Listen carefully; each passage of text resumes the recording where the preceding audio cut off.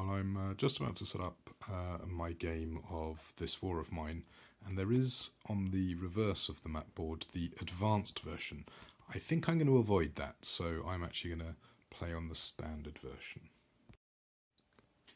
Now, I'm actually going to take the designers at their word and try and play this game without really fully reading the rules. As I say, I'm going to quickly skim through the journal, but I'm going to sort of approach this fresh, and I have given myself a little bit of a heads up by downloading 3 documents from Board Game Geek. So this war of mine, the unwritten rules for new players, I've actually rationalised it into one sheet, just by changing the font and the font size, to be honest. This solo play journal, so rather than have to constantly flick through the journal, once you've played a few rounds, in theory, you can use this just to play through. And then also they've made available the save sheets on Board Game Geek, so I've printed one off so I can actually save the status of my game ready to go. So all that's left now is to walk myself through here. So determine the leader, and what we're going to do is we're going to draw 3 cards. We're going to hopefully end up with 2 black border and 1 red border one. We're going to make them hungry. We're then going to distribute cards. So we're going to take the fit-in cards and put them in either the fit-ins or the ideas spaces, depending on whether they've got green corners or not. We're also going to set out the night raids and resident decks, and obviously as part of that we're going to take the red bordered ones out. We're going to draw 3 location cards and put them on the left hand side. We're going to place all the shelter cards, so things like rubble and closed door and heap and furniture and all that good stuff. We're then going to prepare an event deck, so we shuffle 3 ending events and put that at the bottom. We're going to then place chapter 3 on top, randomly put 4 cards on top, then chapter 2, then randomly 3 cards, then chapter 1, any spare cards are not used. Now it does keep talking about the waste bag. Now I've got a feeling the waste bag was a Kickstarter exclusive, so it's a slight niggle that they might need to correct. It reminds us that we can only have 4 characters, and we have colour bases to assign a particular base to a particular character. And it also reminds you if you run out of any resources, then you're done. Then up here it talks about putting your storage stuff, so the stuff you start with, into the relevant location. Put your tokens in there. Don't forget to put your noise marker, and it does in this diagram show it starting at noise level 1. Then we've got this thing about state tokens. It then has a little bit of a walk through here. So let me just read that to you. The characters are not assigned to particular players. The players interact with all the characters as a group. The player who currently holds the journal is the leader. Whenever a player sees this symbol, which is next player, they should pass the journal to the next player on their left. Whenever the game tells you to make any kind of decision, like choosing a character, token, etc., the final decision is made by the leader, but it can only be done after listening to the other players' opinions. The players may discuss, make suggestions, or even quarrel, but the leader basically has the final say. Only the leader can touch the game components. So that's interesting. Potentially only the leader can actually move a figure. So that's an interesting little rule there. And what I've been reading a lot about this game is that it's not per se a fun experience, but a very dramatic experience, and in many ways it models the board game very well. So it's quite bleak and grim. So that's all good. It does actually talk also about FAQ, so character skills, see FAQ 101. Now the FAQ 101 is referring to the big rulebook, the book of scripts or whatever it was called. And over on the right here, for FAQ on state, C220, for the board, C110, for the setup, C100. So that's what I'm going to do. Now, there is some criticism of taking some of the rules out of this and putting it into that big book. I do sort of share that, but I don't fully agree with it. I think they've done it deliberately because, in theory, all you need to play the game is this booklet. Anyway, setup needs to be done. I need to clear all this stuff out the way. I still am struggling how to get everything in shot, so we'll see what I can do. Well, I've completed my setup, so we've got furniture, rubble, heaps, all that stuff spread across the building. We've got the various decks shuffled and put along into their relevant sections. And for our adventurers, we have three figures whose name I'm going to struggle with. So Bruno, Zlata and Sveta, is it? So Bruno, who apparently is a TV host chef, an ex-headmistress, and her music student maybe. So yellow, green and blue, and they're the figures over there. Now I think this particular angle is the best angle I've got for showing you as much of the board as possible without also showing you the entire room. My locations are near is the small apartment building, distant is Sniper Junction, and far is ruined block of flats, and they're sort of just about where my hand is here. So these cards here are inside the building, then just to the left you've got findings pile, and then to the left of that the various locations. I've set up the event deck, which takes the most effort. Everything else is just pretty much shuffle it and deal it out. And picking your starting characters takes a little bit of a while if you're having trouble tracking down the relevant types of character that you're meant to be selecting. So anyway, that's us pretty much done as far as I can tell. So we can move on to the next step, which is a new day begins. Morning. Draw and resolve the top card from the events deck. Do not forget to add the cold tokens to the cold space on the board as described in the event card. Then next player continues with the day actions. So that's a nice little feature. Now what I might actually do is have one of my characters be on guard. I'm not sure if that's a good or bad idea, but let's just do that. So I've actually moved him to the guard space, and then this is the outside just to the left. So let's resolve chapter 1. Now at this point I haven't revealed anything, so from now on please be aware you are potentially into spoilers, so look away now. So chapter 1. When the Civil War broke out, many people were... hold on. Let's get that to focus. There you go. When the Civil War broke out, many people thought that it would only last a couple of weeks. It's been a year since the military surrounded the rebels in the capital, cutting off all supply lines.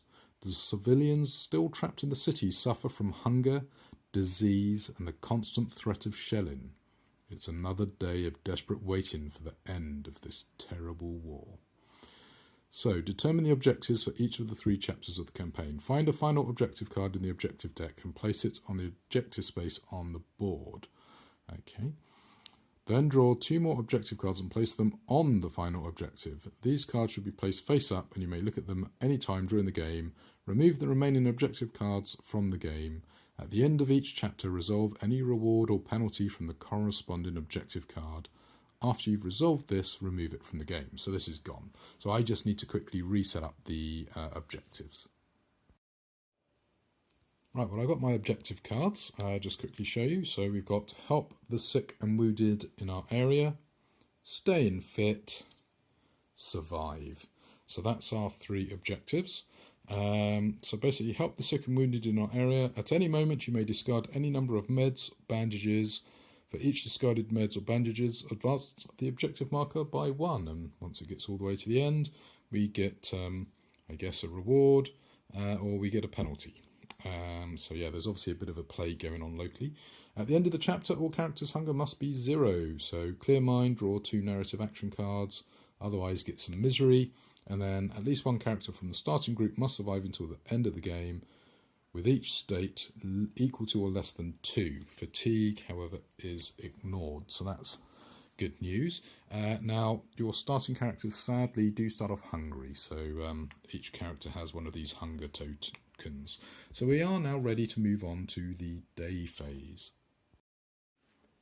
Now, in the normal run of things, you actually have 3 actions as indicated by these blobs. So, for example, if your hungry level is 1, you have 3 actions. But because we start off with hunger level of 2, we've only got 2 actions per character. So that's a slight annoyance. Using my handy dandy reference sheet from Board Game Geek, your day actions are basically to move to a space, to place a new fitting card, or to deal with something. So what I'm thinking of doing is going and trying to clear some rubble. So you need, for example, the shovel. So you could go get the shovel and dig out here, or I could send the 2 ladies to go and deal with this rubble up at the top of the house directly. Alternatively, I could go for the lock pick and then try and pick this lock, or I could just maybe search the heap. Now, I'm not sure if I can walk through to there. I'm going to need to check that. So to check that, I might need to see the FAQ section 300. So I'm just going to quickly do that. Right, so my understanding is rubble does actually block stuff. So just to be on the safe side, what I'm going to do is I'm going to actually send the other lady down here to look at the furniture. So I'm going to resolve this one first. So she will pick up this furniture card, have a look at the other side. And apparently what she has done is found some mechanical parts, some electrical parts, some raw food and wood. And then once I've dealt with this card, I can discard it. So that's what I'm going to do. So I've found the various items. Let's see what's in the heap up at the top here. So, I found a lockpick, wood, and some components. So let's deal with that. Well, as we managed to find a lockpick, I'm actually going to send my young lady here off to lock this closed door.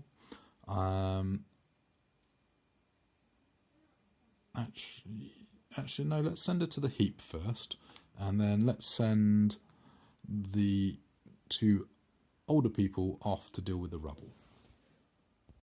Well, successfully dug through that, so that can be discarded.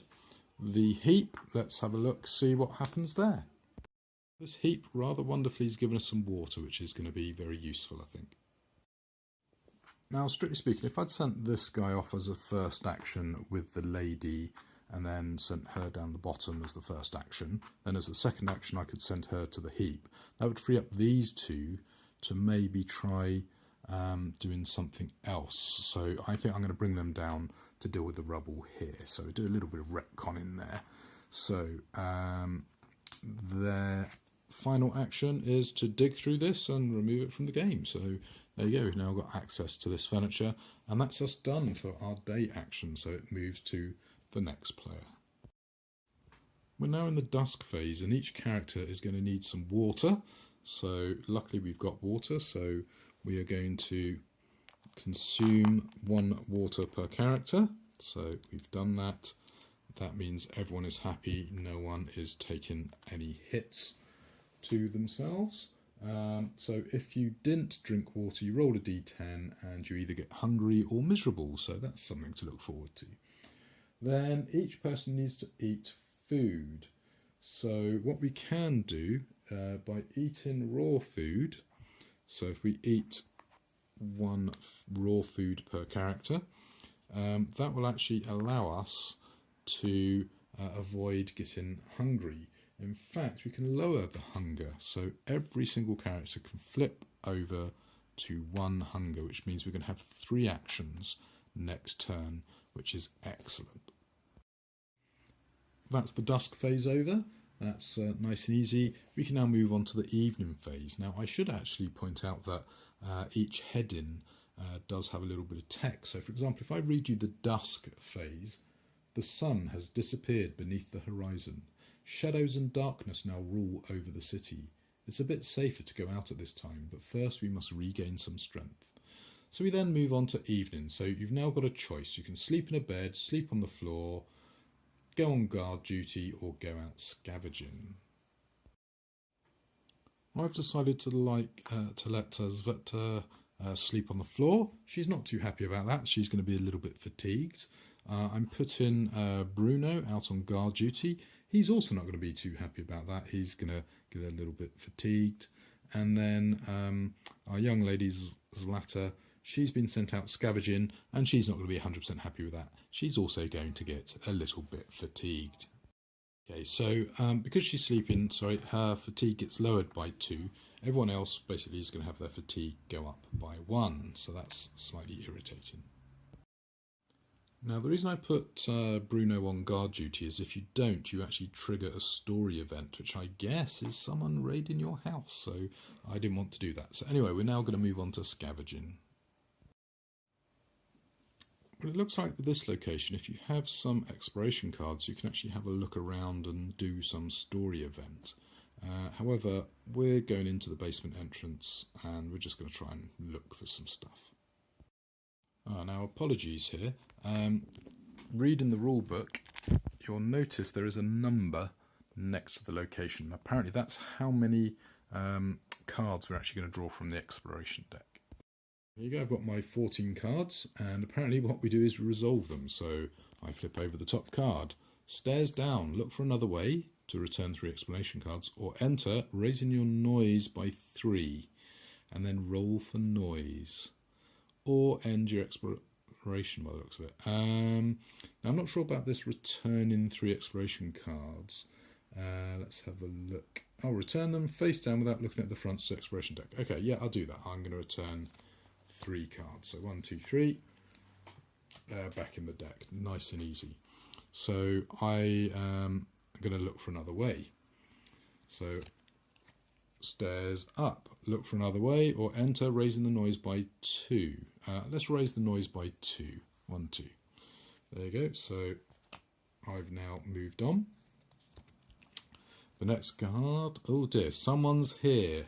Raise the noise by 3. That doesn't sound good. Next card. Okay.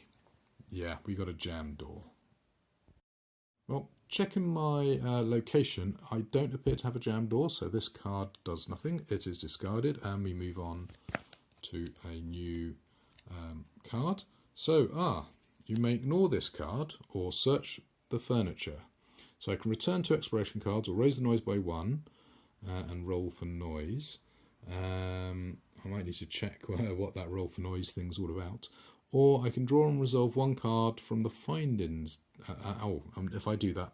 So yeah, I'm going to return 2 exploration cards. So let's do that. And that allows me to draw and resolve 1 card from the findings deck. So let me do that. Okay, so I've got my finding. So furniture. So I can choose to find a herb, a weapon part, and a mechanical part. Then roll the black die for special findings and see the current location card for a result. So I think I might do that. Right, so I've rolled a 7. So on the special finding, I've gone into the basement entrance and I found an electrical part. So quite a good little scavenge there. Now my reading is that I'm going to have to continue going through this deck. So that's what I'm going to do. Oh, now this is interesting. This card is marked with private. Now a lot of people think that's secret and you don't tell anyone. Apparently that's not quite the case. It has some game effect. So I can ignore this card or I can search. So I think I'm going to search. I'm going to return 2 cards back to the exploration deck. So I'm now going to draw and resolve 1 card from the findings deck and use the furniture chart. Oh dear. Apparently I've had a reality impact, so apparently I'm going to not, in fact, be necessarily doing stuff. Yeah, that's going to be unfortunate. So let's have a work out what on earth's going on here. Well, apparently I've drawn the colour red, so I'm looking at red events.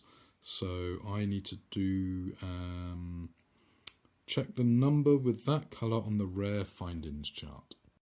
It would appear I'm going to be looking at 790. Right, again, just to remind you, potential spoilers. So here we go, I'm going to read section 790. We notice a letter in a trash pile. Daddy, We hid in the basement together with Fluffy. We've got food and Grandma's preserves. No harm can come to us now. After all, who would be brave enough, besides me and Fluffy, to go down to the dark basement? Well, Mr. Fluffy is not so brave as me. He gets scared easily, even by a mouse. Making our way down to the basement, looking further, we see two small skeletons in the corner. And there you go, the first bit of tragedy in the game. We've just come across a poor little girl and her pet dog who obviously starved to death in hiding. And yes, it's that sort of game. It's going to hit you right in the feels. It's not a pleasant experience because it's modelling the reality of war, which of course isn't glory and all fun and games, but can be pretty grim. So there you go. So this basically sits underneath that location now, and yeah, that was pleasant, wasn't it? Right, let's move on to another exploration card. So check the current location for open space. If there is no open space, discard this card and draw a new card. If there is open space, proceed. I don't think there is open space, so let's discard that and draw a new card. You may ignore this card or search the heap. So return to... yeah, I can't do that. I haven't been rolling for noise, I've just been reminding myself here. So let's just roll for noise. Oh dear, I might need to check what happens there. But I'm going to ignore this card. Now, because I rolled a 4, my noise level was 5. Apparently we've encountered a resident. So I need to resolve it. So rats. Phew, it was nothing, just some rats. You may return one exploration card to try and catch one. So I can then do a backstab.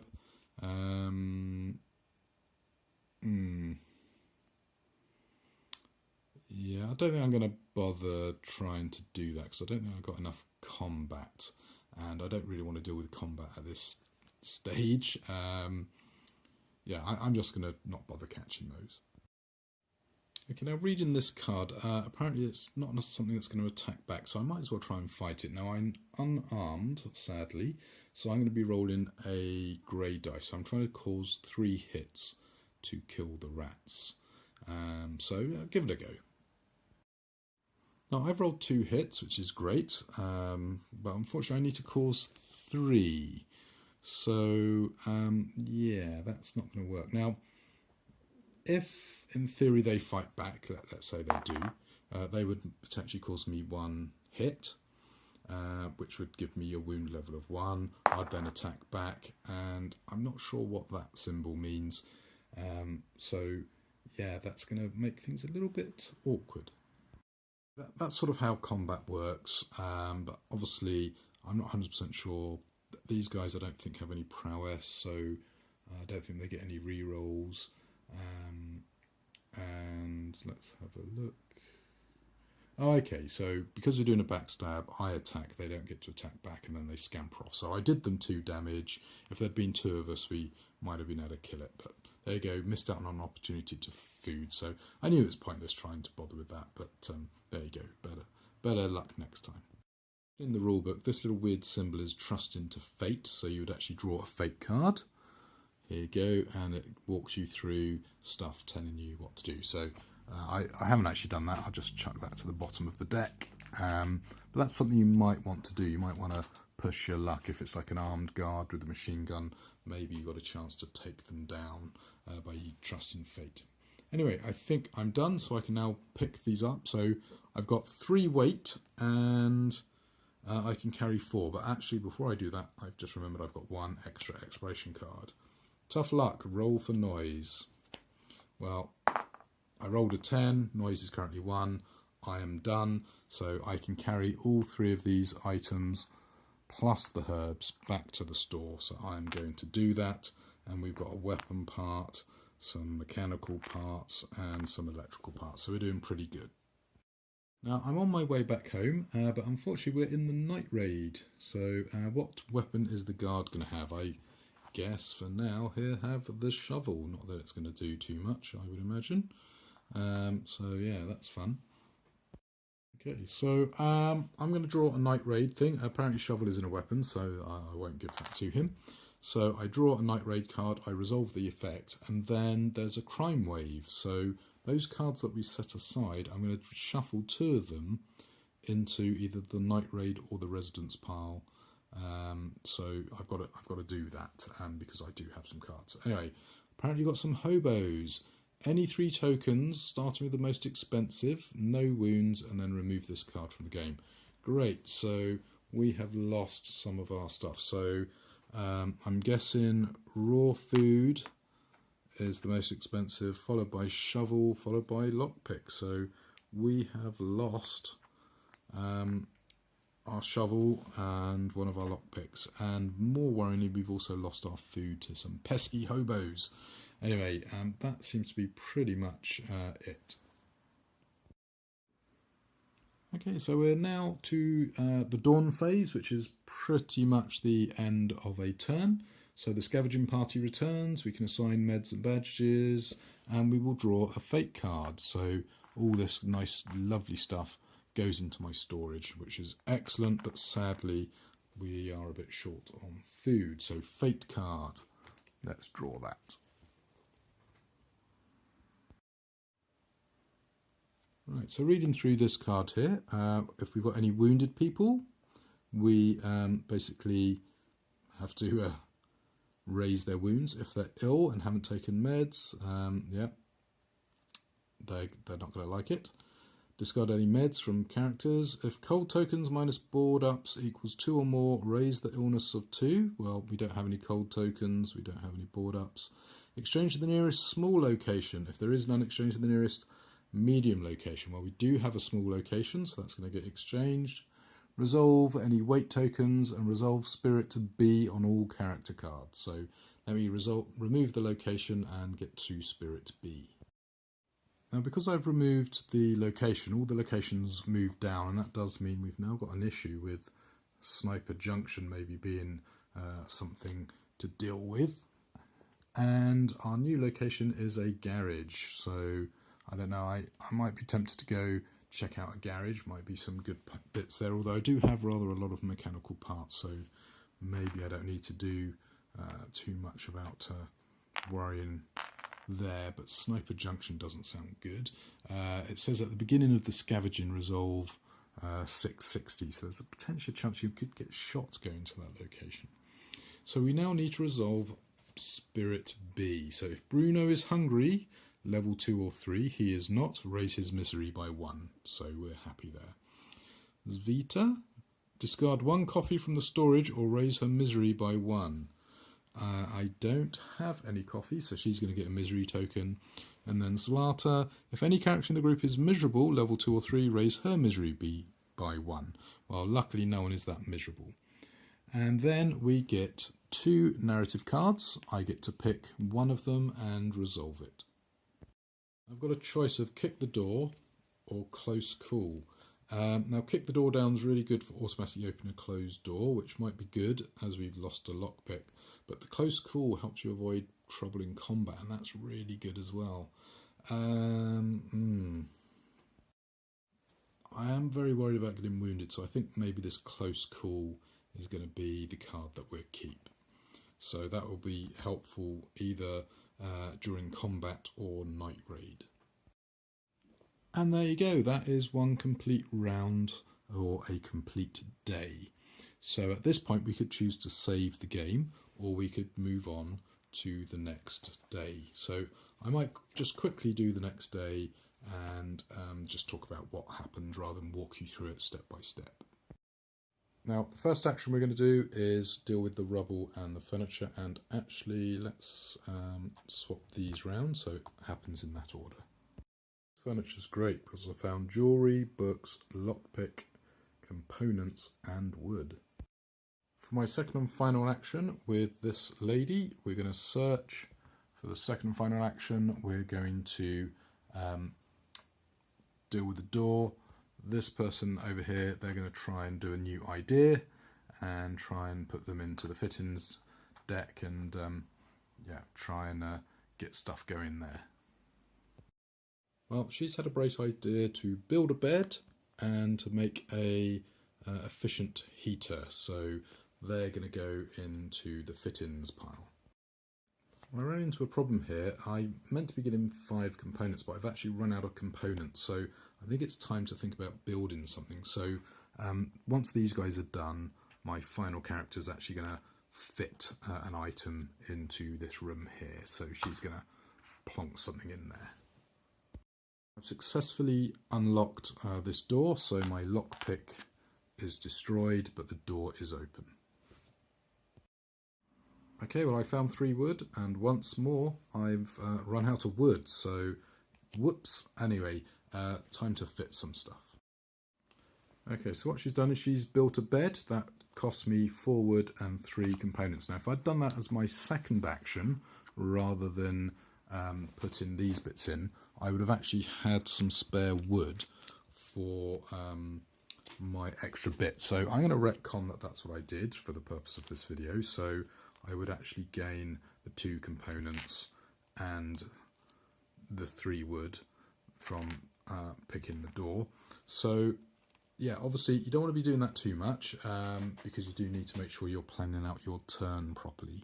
So you've seen basically if you optimize your moves how it works to your advantage, and if you did like I did and don't optimize your moves, you can run out of components and then not get the benefit of doing some of your actions. So just bear that in mind should you pick up the game. So anyway, that's the day actions done. So I've got a very full storage unit. Sadly though, that means we're moving into dusk, so we've got to have water, which we don't have, so we then roll a dice. So the first character gets miserable, the second character gets miserable, and the final character just gets more hungry. So misery is not good. So where's my misery tokens gone? I need to get one of those out for Bruno. So I've got 2 miserable characters now. That's not good. And if you get too miserable, I think you basically don't really enjoy living much. So you kind of wander off, which is a little bit unfortunate. Anyway, there you go. Now it gets worse because I have no food. Everyone gets a little bit hungrier, which is a slight problem for Zlatla because she is going to get hungry level 3. Let me just check, have I got any food? No, I don't. That's not good. I need to feed her pretty quick. And rather unfortunately, one of the special powers that you have for Bruno is to give up an action for food. So I might actually need to do that. But it does involve rolling a dice. Basically, he goes looking for vegetables. So yeah, problems starting to develop, and we're only on round or day 2. Okay, so for the evening, we're going to let her sleep, so her fatigue drops to 0, so she's only merely hungry, but very, very hungry. Unfortunately, the fatigue on all my other characters goes up by 1, which is a slight concern. I think we're going to need another bed pretty quickly. So yes, definitely having problems. So guard duty, that's been done. Scavenging, yeah, we're off, and I'm going to be going, I think, to the garage. So there isn't a closed door, so we're going to ignore this. So what we do is discard this and draw a new card. So done. Another one of these. So you may ignore this card or search the heap. So return to exploration cards, which I will do. Noise level is now 2. Roll for... Oh, no, I don't need to roll. And draw and resolve 1 card from the findings. So let's do that. Reality impact. Oh dear. Got another one of those. So what is... It's black this time. So black on... What was it on the reality impact?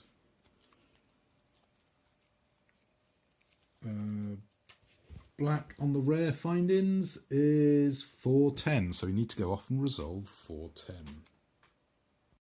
First thing 410 wants me to do is to resolve a findings card. So let me do that. And it's the pantry. So I found some coffee, which is good, a vegetable and 2 alcohols. And then roll to see special findings. Sadly for me, on my special findings, I found nothing. So, having done all that, we then find a letter in the trash. They're supposed to pay them €250 for each kill, civilians too. Ooh. The mother bleepers in the church tower earned more today than I would have done in a couple of months of work before the war. He shot 2 old ladies, a girl on a bike and 4 men. I wonder, when he sees people running scared across the street, does he imagine what he'd buy with their life? Oh, there's a new TV running over there, and there's a pair of Japanese speakers and a new mountain bike right behind them. Enough. Tonight we're going to visit Tim with the boys. If I'm not back, let this letter be proof of whom we're dealing with. Okay, so there is a sniper around, which is very thematically appropriate as we have the sniper junction, and he's shooting people for money, so yay. So anyway, there you go. That is that card dealt with. So more unknown activity to be rummaged around in. So let's go exploring and see what else we can disturb ourselves with today. Oh dear, another reality impact. Oh, so we're looking at the exploration chart on this location's card. Oh dear. Blue. So we're blue on the exploration, which is 921. Right, this could be a bit of a lengthy round, this. I'm going to finish after this, so I'm not going to try and spoil too much more of the game. So 921. War spared these cars. However, scavengers weren't as forgiving, and the harsh weather has finished the job. The roof of the garage reminds us of a lid of a giant can. The bodywork of the cars are devoured by rust, and the hubcaps drown in mud. We find bodies still inside one of the cars. We can see stiff fingers directed towards the windows, faces of young women at the door, faces that gave up fighting too soon. The driver looks like he fell asleep, but it just seems that way. There's a garden hose pushed through a gap in one of the car's window. The other end of the hose is attached to the exhaust pipe. How desperate must they have been to do something like that? We don't want to end up like them. We do anything we can to forget about them. Roll the black die and compare the result with the empathy of the character. And raise your misery if you muck up. So I got empathy of 8 and I rolled a 7.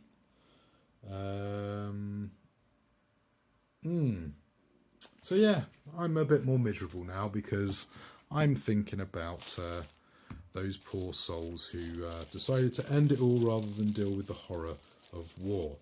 So yeah, disturbing game. Okay, keep exploring, I guess. So you may ignore this card or poke about. Return an exploration card. I'm going to do that. So choose one finding from the special findings chart for this location. Ooh, I'm going to get a saw blade because we could really do with that. So that's what I'm going for. So while I'm rummaging around for that, let's get the next card. Climb up. Look for another way. Return 3 exploration cards or climb. I can return 3 exploration cards, so I'm going to do that. Then let's have a look. Okay, I don't think I get anything, and that's the end of the explore, so I'm all done. So I'm going to take everything back, including the saw, once I find it. Right, so it's time for the night raid, I guess. So let's get that dealt with. This could go horribly wrong. Let's see. So, night raid. Reality impact. Something unexpected has happened. Draw a card from the colours deck. We are getting a bit low on colours deck, so we now will be dealing with green.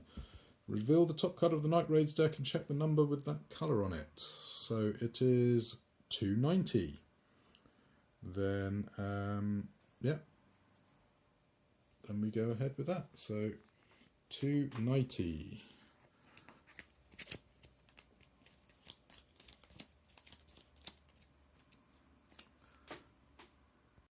Well, luckily for me, this looks fairly benign. First we heard someone fiddling with our door, then we heard someone rustling at the back of the house. Finally, we don't know how, Some people have got inside. We hear footsteps upstairs. We get ready for a fight and stand at the stairs. When they see us, they freeze. After a moment, we hear one of them say, "We're sorry, we're not robbers. We thought the house was empty. We haven't taken anything. We'll leave right away. We're just looking for something to eat." They leave through the door a moment later. A woman, an older man, and a teenage boy. They look like a family. We close the door behind them. Right, there you go. Yet more disturbance for you. Sleep well. Anyway, we're now going to shuffle 2 more cards from the crime wave into the back into the deck. We're then going to do Dawn, so our scavenger returns with all the components, and we draw a fate card and then a narrative card. So I'm just going to take care of that, and then that will be it for this video. So fate card. Raise the wounds? No. Lower the illness? No. If cold? No. Exchange the nearest small location. Small, yes, so small location disappears.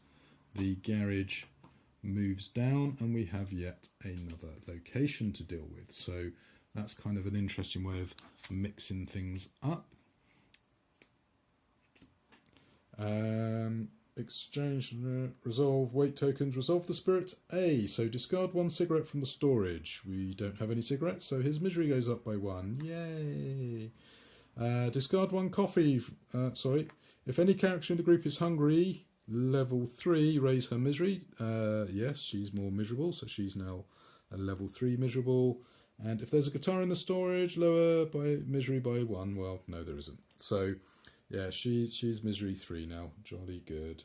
And then shuffle this back into the fate deck. And I probably ought to be checking these chapter situations, which I haven't actually been doing.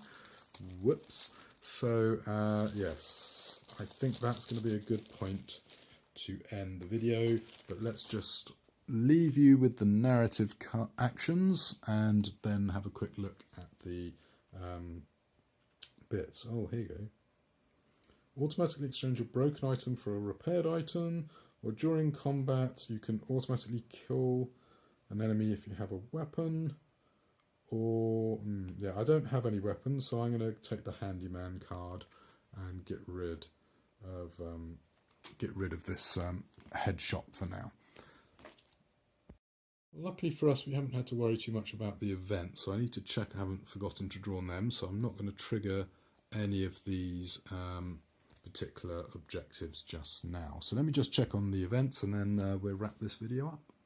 So I thought I forgot to do an event, so I should have drawn an event at the start of the day in the morning. So add a cold, so yes, whoops, have a crime wave, so place this card on the night raids decks. During the night raid phase, draw and resolve 2 night raid cards. So I should have drawn a second night raid card, so let me just do that. And memories, choose a character currently on guard duty. Yes, Bruno. And check his misery, which was 1, I think, at the time. So I need to look at 3, 5, 9 and resolve that. So let me just do that. 3, 5, 9, and then that will be it for this video. Definitely, promise. Honest. Right, 3, 5, 9. Here you go, almost there. I do like this book. It's very sort of Tales of the Arabian Night. Okay, I used to be an optimist. One of those people who've had sworn that war would never come. Wars happened far away in third world countries, or so I thought. Even when I was listening to the news that was becoming more and more frightening each day, I still didn't believe what was about to happen. So there you go, a little memory snippet from Bruno, who obviously is a TV personality, if you remember correctly, and that's why he can rummage up food from nowhere. Anyway, I'm going to wrap this video up now. I hope you've enjoyed those 2 days of playthrough, even if I did make a few errors, but as you can see, it didn't break the game per se, just meant, you know, a couple of bits to tweak here and there.